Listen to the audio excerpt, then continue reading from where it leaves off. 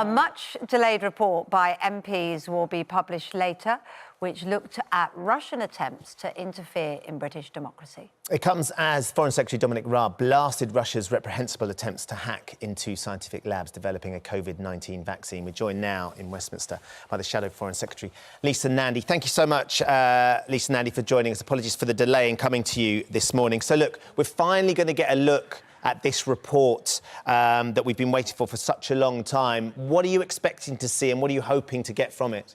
Well, I genuinely don't know what is in the report. It's been very delayed. The Prime Minister delayed its publication from autumn last year, so there's been a huge amount of anticipation about it. I suspect it will probably point to some evidence of Russian interference in British democracy in the EU referendum, but I'm not sure that we need the Russia report actually to know that this has been a pattern of behaviour from the Putin administration, not just repeated concerns about interference in British democracy that have been raised over the last few years, but we also had the attack in Salisbury, the use of chemical weapons on the streets of the UK, and there have been repeated concerns as well about interference in US democracy and across Europe too.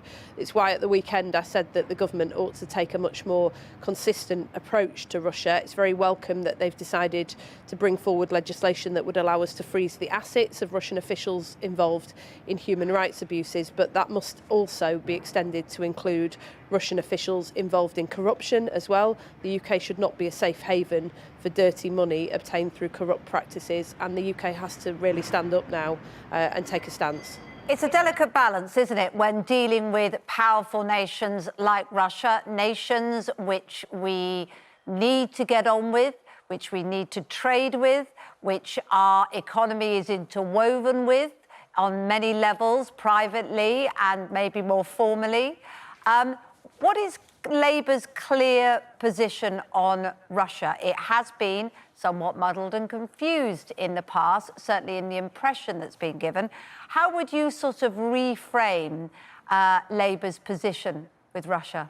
Well, I think we got it wrong on Russia, particularly in relation to the Salisbury attacks. The initial response was to equivocate, to question who was responsible, and to call for consensus and dialogue. That was corrected quite quickly, but I think the damage was done, and I think we do need to take a much more robust response to Russia. One of the things that I've been asking the Foreign Secretary to do over the last few days is to ensure that there's a more consistent approach across government, because although he has had some very strong words in recent days, and he started belatedly to reach out to other countries as well to build alliances to help us deal with this together, what we haven't seen is a consistent approach from all government departments. UK Export Finance, for example, underwrites Gazprom, President Putin's state-backed oil and gas company, to a very significant extent, and UK officials have taken significant amounts of gifts and hospitality from that company. We need a proper strategy in relation to Russia, and that has to include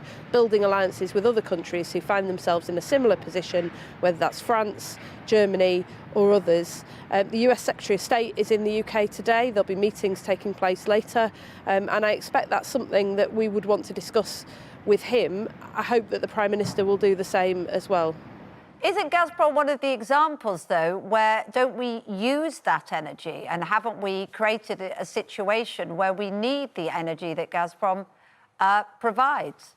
Well, one of the things that we've been calling for some time, I was the Shadow Energy Secretary 4 years ago who was pressing the government very hard on this, is to have far less reliance on other countries, particularly where those relationships are becoming increasingly problematic, far more energy security at home. And it's one of the reasons that we've been questioning some of the nuclear power projects, want to see national security assessments of those, because we welcome investment in our energy system from all sorts of countries, including China.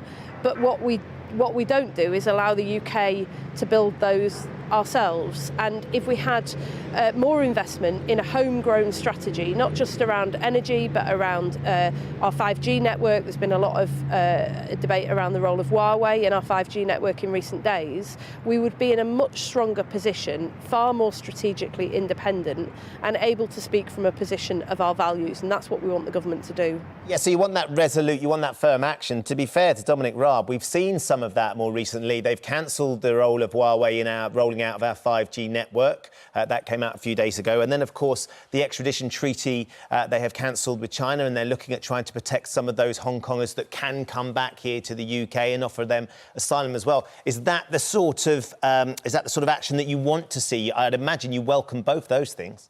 Yeah, I mean, I'm sympathetic to Dominic Raab. I think he is trying, as the Foreign Secretary, to advance this case within government, but he seems to be met with a different approach from across government departments, and that's why the government has been very slow to bring in some of those measures. But there is a cross-party consensus now, from the Conservative backbenches to the Labour front bench, that the government has to put national security right at the heart of our considerations about foreign policy, and we have to take a much more robust response. You mentioned the situation in Hong Kong. We warmly welcome the measures that the Foreign Secretary set out yesterday, but one of the problems, of course, is that we're offering safe haven for former BNO passport holders, those young pro-democracy activists who are bravely standing up to the actions of the Chinese government aren't covered by those measures, and that's why we've been pushing the government to go further.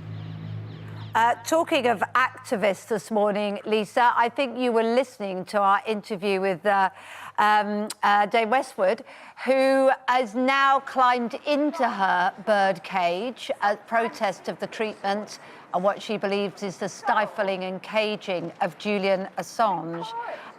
What did you make of what she had to say, and what would Labour do differently?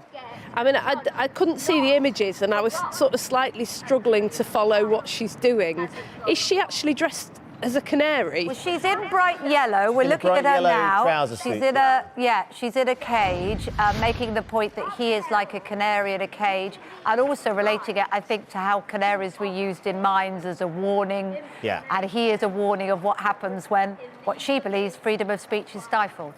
I mean, I think this is an enormously complex case, because obviously what the courts will have to assess is the balance between protecting whistleblowers. Whistleblowers play an incredibly important part in Britain and across the world, but also assess the responsibility that people have to make sure that other people aren't put at risk by those actions. There are all sorts of issues that are thrown up by this case, but there's a judicial process going on, and I don't think it's for me to preempt the outcome of that. I think we need to wait and see how the courts actually weigh those considerations and what judgment they come to.